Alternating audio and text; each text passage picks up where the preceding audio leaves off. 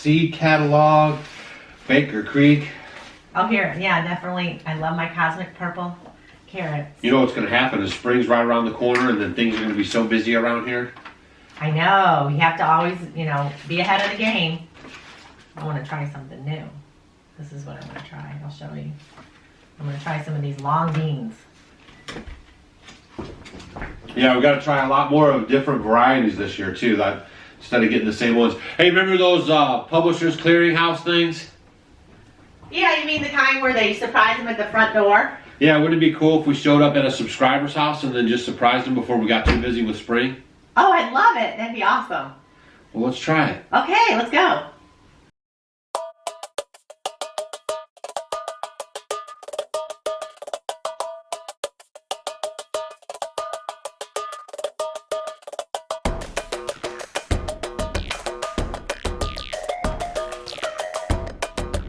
Your boarding passes already? Nope. No. Checking any bags? Nope. Yeah, that's pre-checked.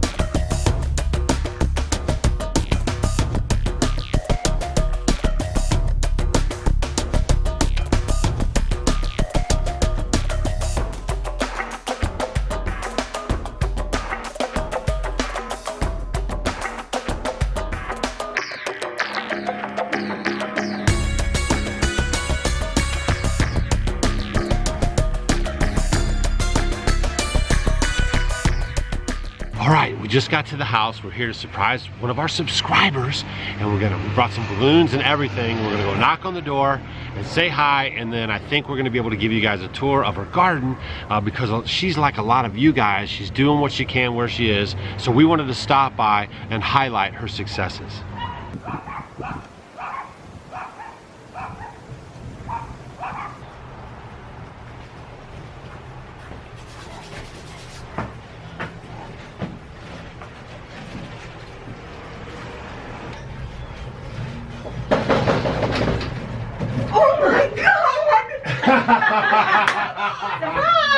What's up, Homestead homies? Come on! Hey, surprise! We came by to see we were gardening your place. And oh my gosh! Yeah, we brought some balloons. Oh, this is so fantastic! Yeah. How are you? Oh my god! I want to introduce you guys. This is Deb. She's been a very long time homestead homie of ours. And she lives in Florida, and she's in a suburban setting. And I want to show you, and I'm so excited to see all this, how she has kind of finagled all of her produce and things behind her beautiful landscaping, and she's got some great ideas.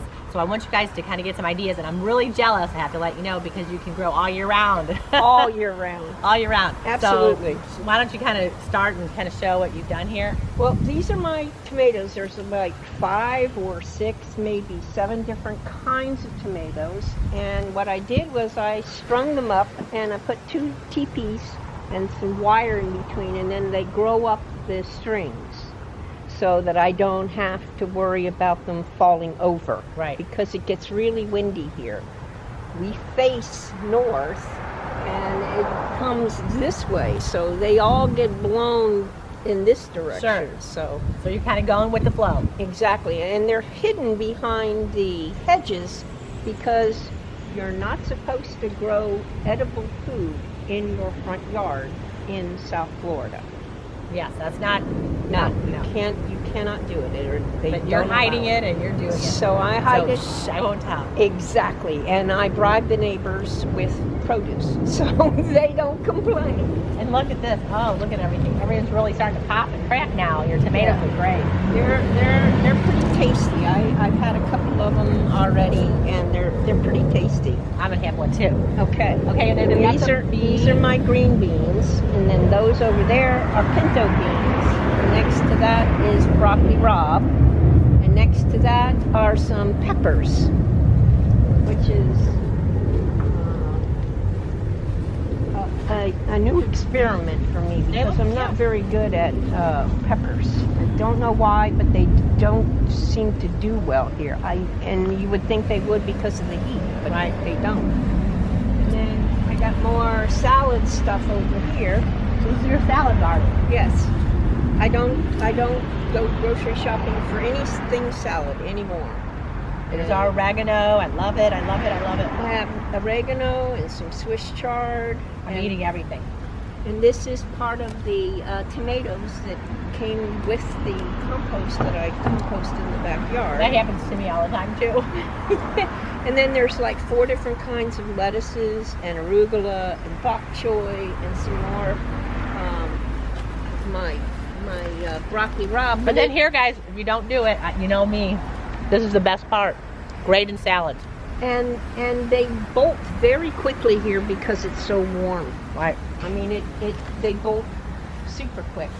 And this is the You can juice them. Swiss chard, which it grows in the cinder blocks.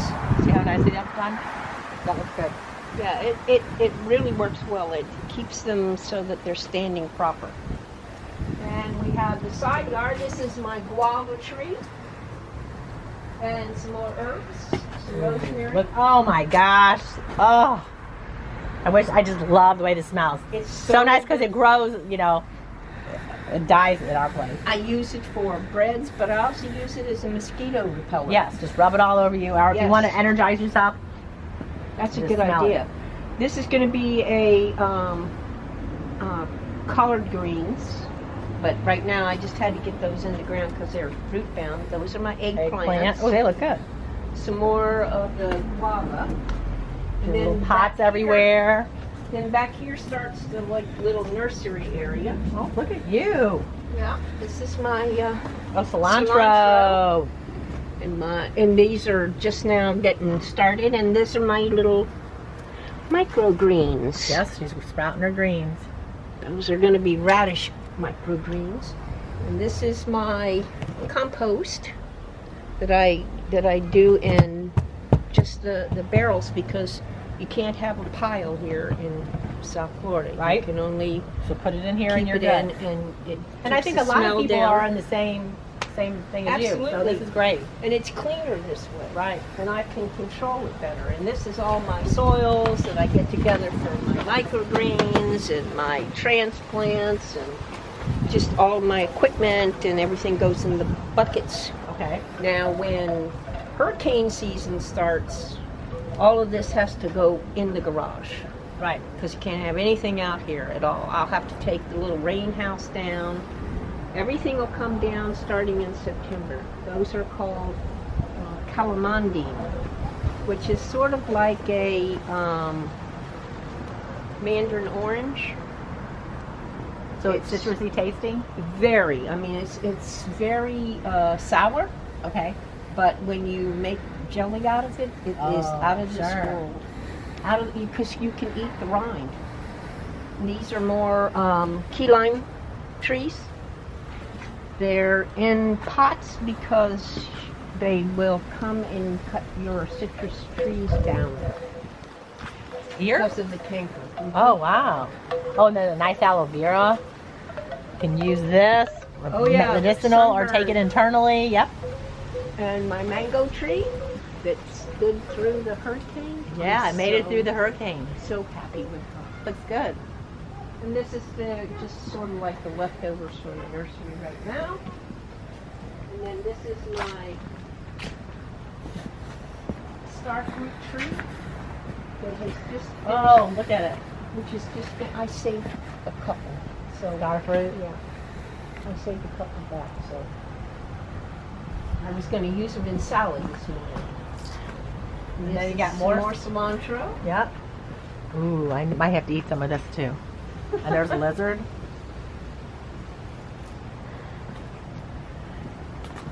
And then over here, so I just go down into the, hardware store and get buckets and fill the buckets, put holes in the bottom. And that's my bok choy and radishes and carrots. A lot of Caribbean cuisine is made with ackee.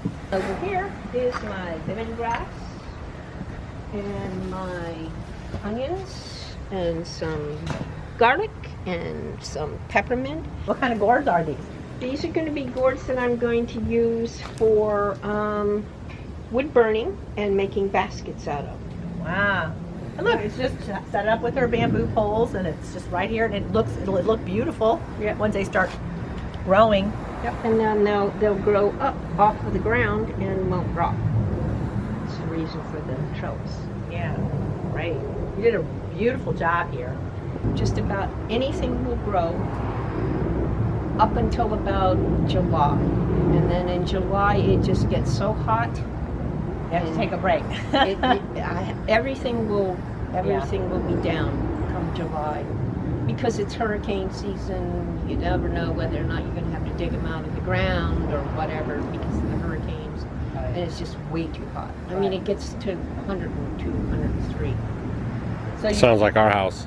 Yeah, it does, doesn't it? You know, what we're trying to do here is encourage you that no matter where you are, you can grow something.